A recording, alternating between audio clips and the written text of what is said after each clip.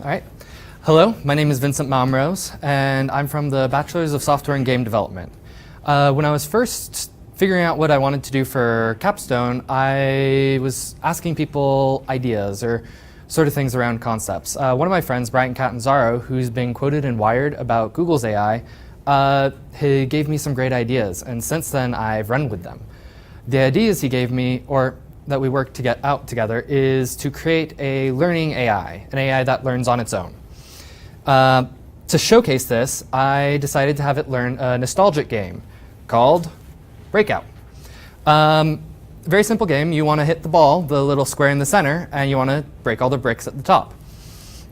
Now, as I was going through Capstone, I was able to talk with a published author and kind of explain how this AI worked, how the concepts behind it, and the difficulties or the how complex it was. It was remarkably difficult to explain this because it kept seeming that I was just coding up the rules of Breakout, which are remarkably easy. Follow the ball and don't let it fall. The thing is, this AI is vastly different in that I'm only handing it three things. I'm handing it what the score is at this time, how many points it's earned, and when it earns points. I tell it when it loses, when the game actually ends, or when it wins. And finally, I hand it the screen, what's on the screen. So what this AI is doing is it's taking the input, the pixel values, how bright those pixels are, and it is learning from those. It's learning the same way a human would learn if they didn't know the game. The difference is, we as humans have the context of what a ball and paddle is. This AI doesn't know that. It has to figure out what the ball is. It has to figure out what the paddle is. It has to figure out these very basic concepts before it can actually then start learning the game itself. So for this capstone, I decided to work from the ground up. So for my technologies, I'm using OpenGL and Qt. Those are two technologies that help me render things to the screen. They allow me to actually print stuff out and let us see it. CUDA, that is a C-like API made by NVIDIA for talking to their graphics card. The reason I chose this is because the graphics card does math a lot faster than the CPU, and this helps me talk to it. I still have to tell the graphics card what math to do and how to do it, but it handles the communication between the CPU and the device, or the GPU. I also use C++ for coding up the logic behind the game and the AI itself. The AI, the core of it, the AI, is a deep convolutional neural network. Now, that's a lot of big convoluted words, but let me step through them one at a time with you guys. First, neural network. What it does is it's trying to mimic a human mind. What we have is a bunch of inputs. For my AI, the pixel values on the screen. In the middle, it does a bunch of math. It kind of runs calculations and tries to figure out what it should do. And finally, it comes out with an output, saying, I am 90% sure you should go right, or I'm 50-50, I'm not sure what to do. And what this does is it will eventually, by updating itself, updating how this network is set up, learn the game. So the math I talked about in between, the calculations it's running, is the sigmoid function. This helps out because the sigmoid function is 1 over 1 plus e to the negative x. What this does is it's kind of simulating a activation function, or an activation of a neuron in a human mind. It's saying, does this neuron, does this unit fire? Should it say do something or don't do something? It's really nice because it also helps get the input bring the input from wildly varying differences to a nice 0 to 1. 1 being fire, 0 being don't do anything. The next part. Convolution. Convolution on its own is how I'm using it. It's basically image processing. Now, I have an image up here. Someone shout out what this is. Anyone know? One-way sign. Great. Can someone explain how you know this? The arrow.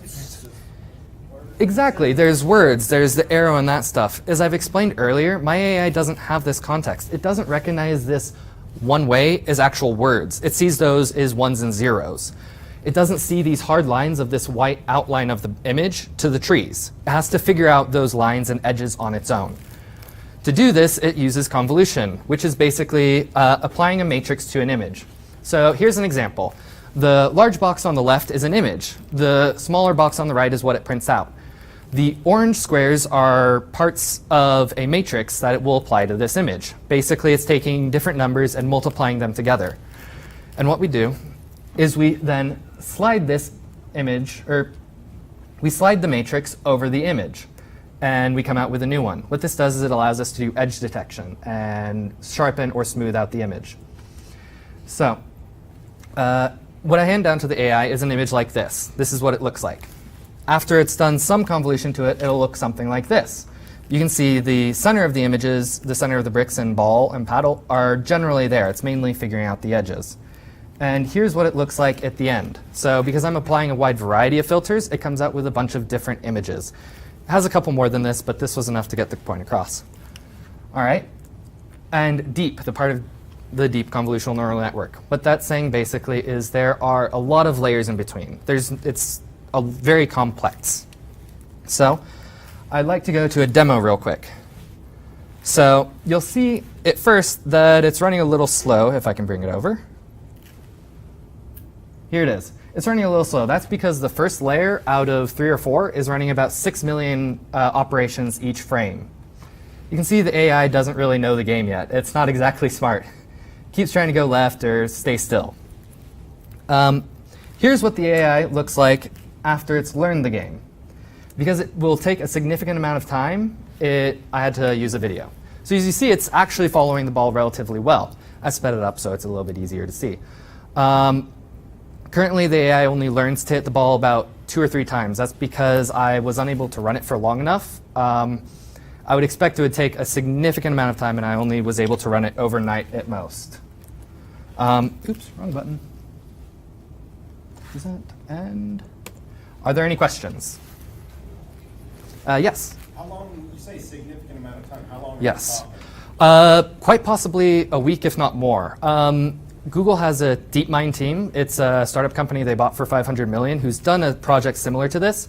Their algorithm, their AI, takes about 2 or 3 days to learn this. Mine's not as efficient as theirs, so I'd expect quite longer. How long did you run it to get to the point? To get to that point, it actually got to that point in about 30 to 30 minutes. So it's able to get to that point, but to get it to fully learn the game, to actually figure out how to go back the other direction, I would expect it would take significantly longer. Can I ask why you haven't let her just run for a week? Is that logistics that's getting in? Logistics. I have other classes, and while this AI is running, my entire computer is incredibly slow. And you just didn't want to quit going to class? Well, unfortunately, yes. I decided it would be beneficial to keep participating in those. Probably a good career. Thank you. Any other questions? Yes, Emerson? So for your image processing, what are you using Sobel operators or Gaussian filters? Okay. Like, what are you doing up here? So as you mentioned that there are different operators, there's Sobel, Gaussian. With image manipulation, there are a lot of different filters, a lot of different matrices you could use. What this AI is actually doing is it's creating its own filters.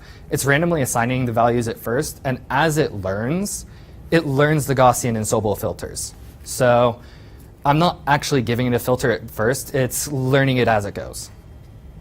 It comes up with the filter? Yes, it does. It invents it on its own? Yes. What it's doing is it is seeing what parts of the filter are helpful, and if it's helpful, when it earns points, it'll increase that, and it will eventually approximate those filters. It'll eventually approximate those algorithms on its own.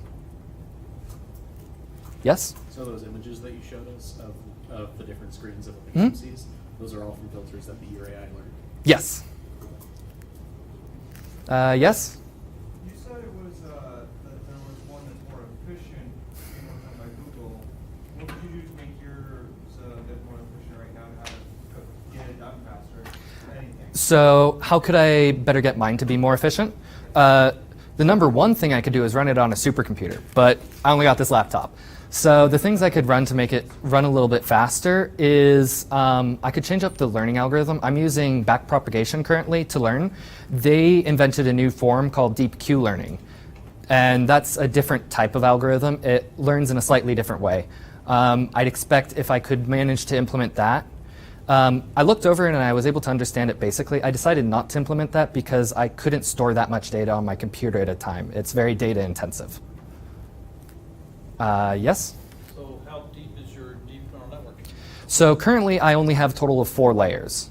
If I could store more, I would definitely store more, but Visual Studio was actually yelling at me partway through. Yes? How large are these images, and what are you how do you take them in, and what happens when you modify them? What happens when I modify them? Okay, what I originally hand to the AI is image, for Breakout, it's an image of 300 by 300. I modify it by applying those filters across it, and then do a technique called pooling. What that does is, actually I have a slide for that. Pooling, you just take a little 2x2 matrix, or 2x2 square, and you grab a single value out of that. It basically halves the size of the image.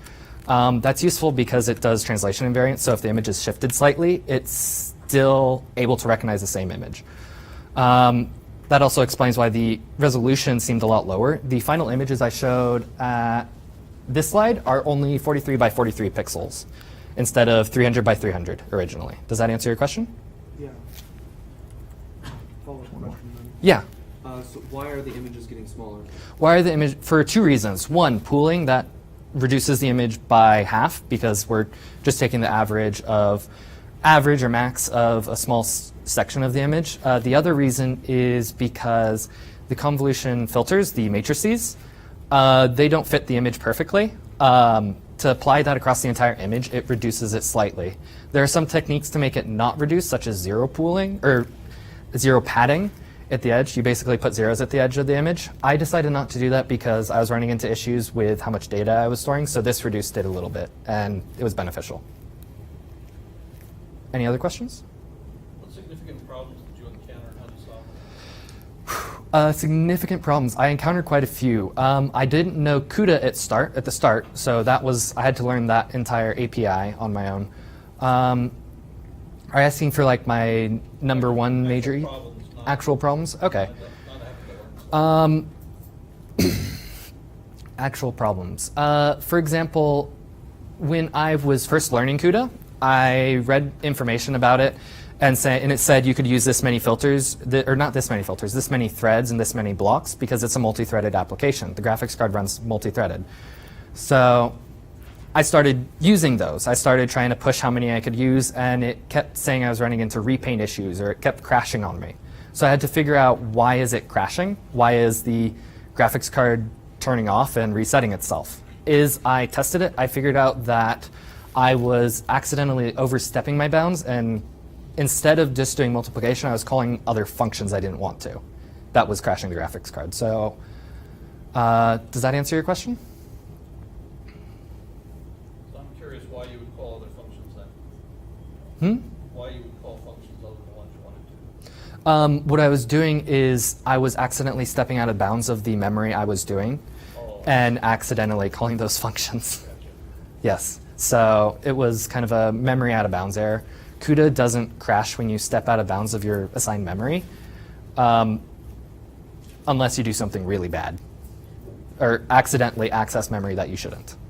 So that's what happened. Any other questions? No? Okay. All right. Do you want me to leave the power here? You what? Power. All right.